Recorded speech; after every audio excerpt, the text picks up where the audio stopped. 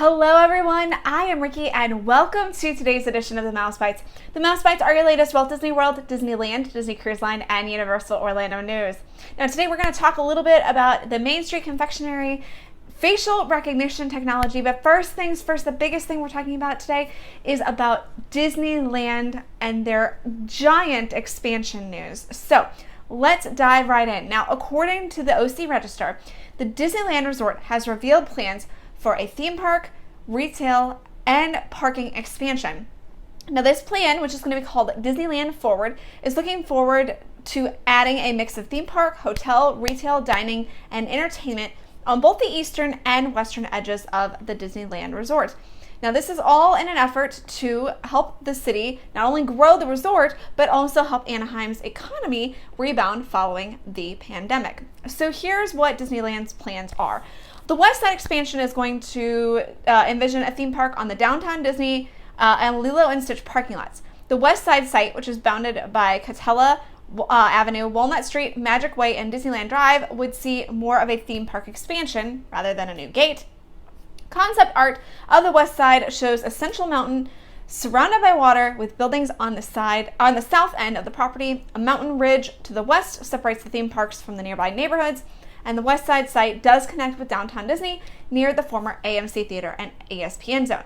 Now, according to the article, the new park areas could include things like Tangled, Frozen, and Peter Pan themed lands that are coming to Tokyo Disneyland in Japan, the Zootopia themed land and Disneytown retail shopping district, and Tron roller coaster from Shanghai Disneyland, and the Toy Story Land and Disney Springs shopping district from Walt Disney World.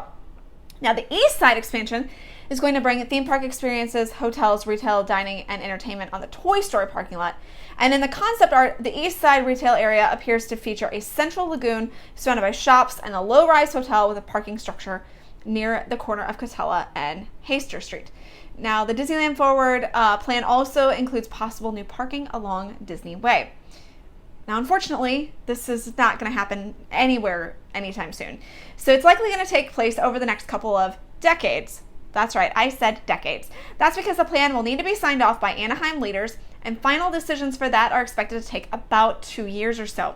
A major part of Disney's request is to be able to use parcels of land in a more flexible way. Right now, many of the pieces of land are rigid as to be what can be added to them. The Disneyland Forward development plan would stay within Disney's existing 500-acre property, and there will be no physical expansion or additional acreage. So that is a lot of exciting news for the Disneyland Resort, and hopefully we see something come out from that here in the relatively near future, although I think it's going to take a little bit of time before we see anything really major.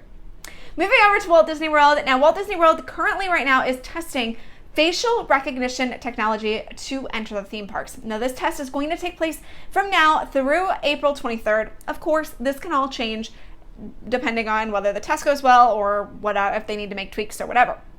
Now, Disney states that the reason for the testing of facial recognition technology is due to searching for more innovative and convenient ways to improve the guest experience, especially true since the COVID-19 pandemic. The Walt Disney World Resort is keeping the future in mind, which means they are shifting to more touchless experiences for guests.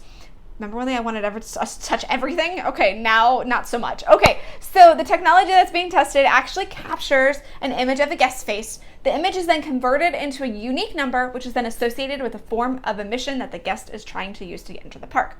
The good news is this is a test, so those who don't want to participate, they don't have to.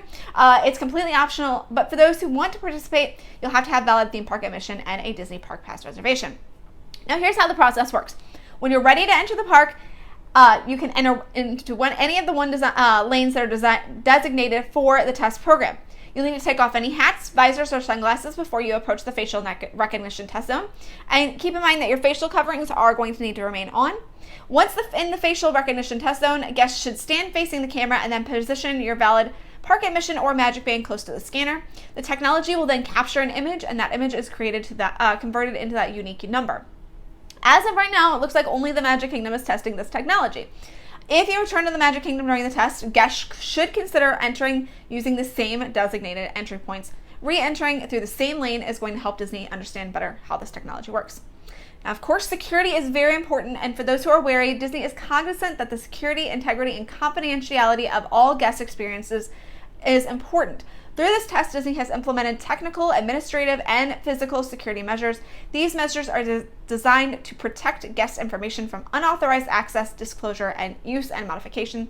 However, of course, Disney wants guests to know that despite their best efforts, no security measures are perfect or impenetrable. The images taken and associated unique numbers captured for this technology test will be discarded within 30 days following the test conclusion. Third parties are not receiving this information. So, just a little bit of information on the new technology that guests can potentially help Disney use. Last but not least, we have information about the Main Street Confectionery. So it is going to go under a very large refurbishment in preparation of the 50th anniversary of Walt Disney World. Now, the suite update is going to include a brand new fresh look. The location will see an expanded layout with more room to shop. In addition, there will be an interactive experience opportunities that will allow guests to customize their confections in ways they've never been able to do before. The confectionery, which of course is found on Main Street USA, is known for selling a lot of sweets like fudge, candy apples, cake pops, cookies, and more. The confectionery, as well as the Chapeau next door, will be closed beginning on March 29th. But if you're looking for your favorite snacks, don't worry, you can still find them. They're going to be found in the Emporium as well as the Main Street Cinema. If you're looking for hats or anything like that from the Chapeau, guests will find those at box office gifts at the Town Square Theater. And since treats are going to be in the Main Street Cinema, anybody who's looking for art and collectibles can find those in Bonjour Village Gifts in Fantasyland. That's going to do it for all the news that I have for you today. Make sure you follow along with the Mouse for Less on all of our social sites. So you have Twitter, Facebook, Instagram, YouTube, and Pinterest. Also, make sure you subscribe to our newsletter. You can find that by searching themouseforless.com and clicking that newsletter button at the top.